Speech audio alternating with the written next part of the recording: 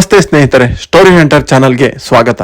ಸ್ನೇಹಿತರೆ, ನಾವು ಈ ಹಿಂದೆ ವಿಜಯನಗರ ಸಾಮ್ರಾಜ್ಯದ ಮೂರನೇ ವಂಶವಾದ ತುಳು ವಂಶ ಹಾಗೂ ಅದರ ಮೊದಲ ನಾಯಕರಾದ ವೀರ ನರಸಿಂಹ ಮತ್ತು ಆ ನಂತರದಲ್ಲಿ ಬಂದ ಶ್ರೀಕೃಷ್ಣ ದೇವರಾಯರವರು ವಿಜಯನಗರ ಸಾಮ್ರಾಜ್ಯಕ್ಕೆ ಕೊಟ್ಟ ಕೊಡುಗೆಗಳು ಹಾಗೂ ಅವರ ಕಾಲದಲ್ಲಿ ವಿಜಯನಗರ ಸಾಮ್ರಾಜ್ಯವನ್ನು ಸ್ವರ್ಣಯುಗ ಎಂದು ಕರೆಯುತ್ತಿದ್ದದ್ದು ಹಾಗೂ ಆನಂತರ ಬಂದ ಅವರ ತಮ್ಮ ಅಚ್ಯುತರಾಯರ ಬಗ್ಗೆ ಹಾಗೂ ಸದಾಶಿವರಾಯರು ಚಿಕ್ಕ ವಯಸ್ಸಿನವರಾಗಿದ್ದರಿಂದ ಅಳಿಯ ರಾಮರಾಯರು ನಿಜವಾದ ಆಡಳಿತ ನಡೆಸಿದ್ದನ್ನು ಹಾಗೂ ಅಳಿಯ ರಾಮರಾಯರನ್ನು ರಾಜಕೀಯ ಚಾಣಾಕ್ಷ ಎಂದು ಕರೆಯುತ್ತಿದ್ದದನ್ನು ನಾವು ಈ ಹಿಂದೆ ನೋಡಿದ್ದೆವು. ಮುಂದೆ ತಾಳಿಕೋಟೆ ಯುದ್ಧ ಹಾಗೂ ಅದರ ಪರಿಣಾಮಗಳನ್ನು ತಿಳಿಯುತ್ತಾ ಹೋಗೋಣ. 1565ರಲ್ಲಿ ತಾಳಿಕೋಟೆ ಯುದ್ಧ ನಡೆಯುತ್ತದೆ. ಬಿಜಾಪುರ, ಗೋಲ್ಕೊಂಡ, ಅಹಮದಾಬಾದ್, ಬೀದರ್ ಸುಲ್ತಾನರುಗಳು ಸೇರಿ ವಿಜಯನಗರದ ಮೇಲೆ ದಾಳಿ ನಡೆಸುತ್ತಾರೆ. ಈ ತಾಳಿಕೋಟೆ ಯುದ್ಧದಲ್ಲಿ ಅಳಿಯ ರಾಮರಾಯರನ್ನು ಸೆರೆ ಹಿಡಿಯುತ್ತಾರೆ. ಆನಂತರದ ದಿನಗಳಲ್ಲಿ ಅವರನ್ನು ಕೊಲ್ಲುತ್ತಾರೆ.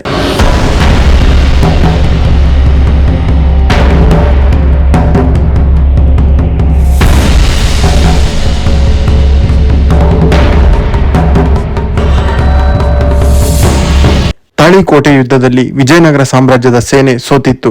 ಹಂಪಿ ನಗರವನ್ನು ಸುಲ್ತಾನರ ಸೇನೆ ದೋಚಿ ನಾಶ ಮಾಡಿತ್ತು. ಇದು ವಿಜಯನಗರ ಸಾಮ್ರಾಜ್ಯದ ಅಂತ್ಯಕ್ಕೆ ಮುನ್ನುಡಿಯನ್ನು ಬರೆದಿತ್ತು. ತುಳು ವಂಶದ ಕಾಲದಲ್ಲಿ, ವಿಶೇಷವಾಗಿ ಶ್ರೀ ಕೃಷ್ಣ ದೇವರಾಯರ ಆಡಳಿತದಲ್ಲಿ ವಿಜಯನಗರ ಸಾಮ್ರಾಜ್ಯವು ತನ್ನ ರಾಜಕೀಯ ಶಕ್ತಿ, ಆರ್ಥಿಕ ಬಲ, ಸಾಹಿತ್ಯ, ಕಲೆ ಮತ್ತು ವಾಸ್ತುಶಿಲ್ಪದಲ್ಲಿ ಉನ್ನತ ಶಿಖರವನ್ನು ತಲುಪಿತ್ತು. ಆದರೆ ತಾಳಿಕೋಟೆಯ ಯುದ್ಧದ ಸೋಲು ಸಾಮ್ರಾಜ್ಯದ ಭವಿಷ್ಯವನ್ನು ಕುಸಿತದ ಹಾದಿಗೆ ತಳ್ಳಿತ್ತು. 1570ರಲ್ಲಿ ಅರವಿಂದು ವಂಶ ಆಡಳಿತಕ್ಕೆ ಬಂತು.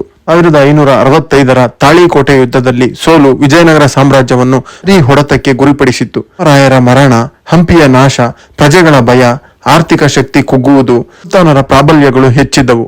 ಈ ಎಲ್ಲಾ ಕಾರಣಗಳಿಂದ ಸಾಮ್ರಾಜ್ಯದ ಶಕ್ತಿಯು ಕುಗ್ಗಿತ್ತು. ಆದರೂ ವಿಜಯನಗರ ಸಾಮ್ರಾಜ್ಯ ಸಂಪೂರ್ಣವಾಗಿ ಕುಸಿತ ಹೊಂದಿರಲಿಲ್ಲ. ಅಳಿಯ ರಾಮರಾಯನ ಕುಟುಂಬದವರು ಪೆನ್ನುಕೊಂಡ ನಗರವನ್ನು ಹೊಸ ರಾಜಧಾನಿಯನ್ನಾಗಿ ಮಾಡಿಕೊಂಡು ಅರವಿಂದು ವಂಶವನ್ನು ಸ್ಥಾಪಿಸಿದರು.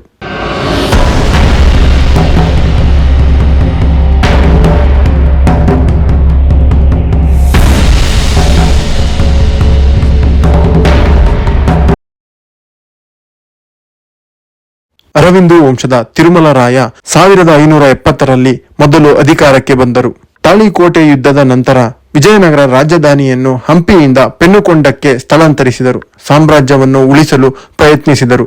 ಅತಿ ಕಡಿಮೆ ಅವಧಿಗೆ ಆಡಳಿತ ಮಾಡಿ, ಅಂದರೆ 1572ರಲ್ಲಿ ಕೇವಲ 2 ವರ್ಷಗಳಲ್ಲಿ ಅಧಿಕಾರ ತ್ಯಾಗ ಮಾಡಿ ತನ್ನ ಪುತ್ರನಿಗೆ ಅಧಿಕಾರ ಹಸ್ತಾಂತರಿಸಿದರು. 1572ರಲ್ಲಿ ಶ್ರೀರಂಗ ಅವರು ಅಧಿಕಾರಕ್ಕೆ ಬಂದರು. ಸಾಮ್ರಾಜ್ಯವನ್ನು ಸ್ಥಿರಗೊಳಿಸಲು ಪ್ರಯತ್ನಿಸಿದ ಮೊದಲ ಅರವಿಂದು ರಾಜ ಇವರು. ದಕ್ಷಿಣದ ಮದ್ರಾಸ್, ತಂಜಾವೂರು, ಮದುರೈ ರಾಜರುಗಳನ್ನು ತನ್ನ ಅಧೀನದಲ್ಲಿಡಲು ಹೋರಾಡುತ್ತಿದ್ದರು.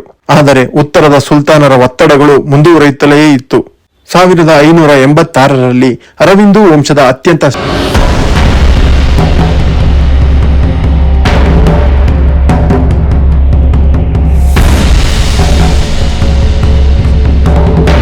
ಚಂದ್ರಗಿರಿ ಮತ್ತು ನಂತರ ವೇಲೂರುಗಳನ್ನು ರಾಜಧಾನಿಯನ್ನಾಗಿ ಮಾಡಿದರು.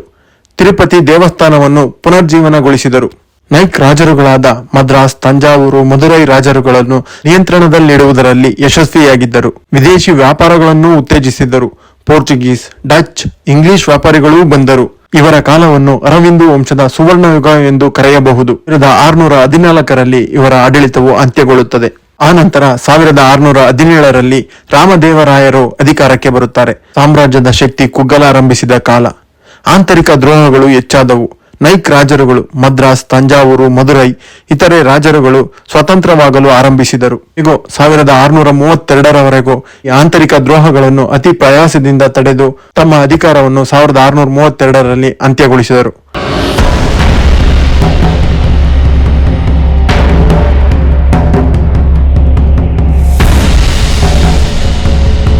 ನಂತರ ವೆಂಕಟ ಅವರು ಅಧಿಕಾರಕ್ಕೆ ಬಂದರು. ಸುಲ್ತಾನರ ದಾಳಿಯನ್ನು ತಡೆಯಲು ವಿಫಲರಾದರು. ಆರ್ಥಿಕ ಶಕ್ತಿ ಕುಂದಿತ್ತು. ರಾಜಧಾನಿಯ ಸುರಕ್ಷತೆಯ ಕೊರತೆ ಇತ್ತು. 1642ರಲ್ಲಿ ಇವರು ತಮ್ಮ ಅಧಿಕಾರವನ್ನು ಅಂತ್ಯಗೊಳಿಸಿದರು. ನಂತರ ಶ್ರೀರಂಗ, 3ನೇ ಶ್ರೀರಂಗ ಅವರು 1642ರಲ್ಲಿ ಅಧಿಕಾರಕ್ಕೆ ಬಂದರು. ಇವರು ಅರವಿಂದು ವಂಶದ ಕೊನೆಯ ರಾಜ. ಸುಲ್ತಾನರ ಒತ್ತಡ, ನಾಯ್ಕ್ಗಳ ಬಂಡಾಯ, ಆರ್ಥಿಕ ಕುಸಿತದಿಂದ ಸಾಮ್ರಾಜ್ಯ ಸಂಪೂರ್ಣವಾಗಿ ಕುಸಿಯಿತು. 1646ರಲ್ಲಿ ವಿಜಯನಗರ ಸಾಮ್ರಾಜ್ಯದ ಅಂತಿಮ ಪತನ ಸಂಭವಿಸಿತು. ಉಳಿದ ಅರಸ ಕುಟುಂಬಗಳು ದಕ್ಷಿಣದ ಸಣ್ಣ ಸಣ್ಣ ಪ್ರದೇಶಗಳಲ್ಲಿ ಅಲ್ಪ ಪ್ರಭಾವದಿಂದ ಬದುಕಬೇಕಾಯಿತು. ಅರವಿಂದು ವಂಶದ ಮುಖ್ಯ ಸಾಧನೆಗಳೆಂದರೆ ತಾಳಿಕೋಟೆಯ ಸೋಲಿನ ನಂತರವೂ ಸಾಮ್ರಾಜ್ಯವನ್ನು ಸುಮಾರು 80 ವರ್ಷಗಳ ಕಾಲ ಉಳಿಸಿದರು. ತಿರುಪತಿ ದೇವಸ್ಥಾನ ಸೇರಿದಂತೆ ಅನೇಕ ಧಾರ್ಮಿಕ ಕೇಂದ್ರಗಳಿಗೆ ದೇಣಿಗೆ ನೀಡಿದರು. ಕೃಷಿ ವ್ಯಾಪಾರ ಪ್ರಾರಂಭಿಕ ಹಂತದಲ್ಲಿ ಡಚ್, ಇಂಗ್ಲಿಷರ ಸಂಪರ್ಕ ಬೆಳೆಸಿದರು. ಅರವಿಂದು ವಂಶವು ವಿಜಯನಗರ ಸಾಮ್ರಾಜ್ಯದ ಕೊನೆಯ ಹಂತ. ಅವರು ಸಾಮ್ರಾಜ್ಯವನ್ನು ಉಳಿಸಲು ಪ್ರಯತ್ನಿಸಿದರು. ಆಂತರಿಕ ಬಲಹೀನತೆ, ನೈಕ್ ರಾಜರುಗಳ ಬಂಡಾಯ, ಮುಸ್ಲಿಂ ಸುಲ್ತಾನರ ಒತ್ತಡ, ಆರ್ಥಿಕ ಕುಸಿತ ಇವುಗಳ ಕಾರಣದಿಂದ 1646ರಲ್ಲಿ ವಿಜಯನಗರ ಸಾಮ್ರಾಜ್ಯವು ಸಂಪೂರ್ಣವಾಗಿ ಪತನ ಕಂಡಿತು.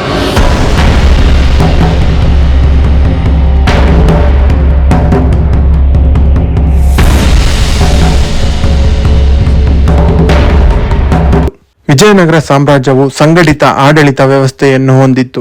ರಾಜರುಗಳು ಎಲ್ಲ ಪ್ರಮುಖ ತೀರ್ಮಾನಗಳಲ್ಲಿ ಅಧಿಕಾರ ಹೊಂದಿದ್ದರು. ದೈನಂದಿನ ಆಡಳಿತವನ್ನು ವಿವಿಧ ಅಧಿಕಾರಿಗಳ ಮೂಲಕ ನಡೆಸುತ್ತಿದ್ದರು. ಹೀಗೆ 1336ರಲ್ಲಿ ಆರಂಭವಾದ ವಿಜಯನಗರ ಸಾಮ್ರಾಜ್ಯವು 1646ರ ಹೊತ್ತಿಗೆ ವಿಜಯನಗರ ಸಾಮ್ರಾಜ್ಯವು ಪತನ ಹೊಂದಿತ್ತು. ವಿಜಯನಗರ ಸಾಮ್ರಾಜ್ಯವು ಮುಸ್ಲಿಂ ಸುಲ್ತಾನರ ದಾಳಿಗಳಿಂದ ದಕ್ಷಿಣವನ್ನು ಸತತವಾಗಿ 13ನೇ ಶತಮಾನದ ಅಂತ್ಯದಿಂದ 16ನೇ ಶತಮಾನದ ಆರಂಭದವರೆಗೂ ದಕ್ಷಿಣವನ್ನು ಕಾಪಾಡಿತ್ತು. ಅದೇ ಸಮಯದಲ್ಲಿ ಸಂಸ್ಕೃತಿ, ಧರ್ಮ, ಕಲೆ, ವಾಸ್ತುಶಿಲ್ಪಗಳಿಗೂ ಕೂಡ ಅಪಾರ ಕೊಡುಗೆಯನ್ನು ಕೊಟ್ಟ ವಿಜಯನಗರ ಸಾಮ್ರಾಜ್ಯದ ಅವಶೇಷಗಳನ್ನು ನಾವು ಇಂದಿಗೂ ಹಂಪಿಯಲ್ಲಿ ನೋಡಬಹುದಾಗಿದೆ. ವಿಜಯನಗರ ಸಾಮ್ರಾಜ್ಯವನ್ನು ಕನ್ನಡಿಗರ ಹೆಮ್ಮೆ ಎಂದು ಹೇಳಬಹುದು ಎಂದು ನಾನು ಭಾವಿಸುತ್ತೇನೆ.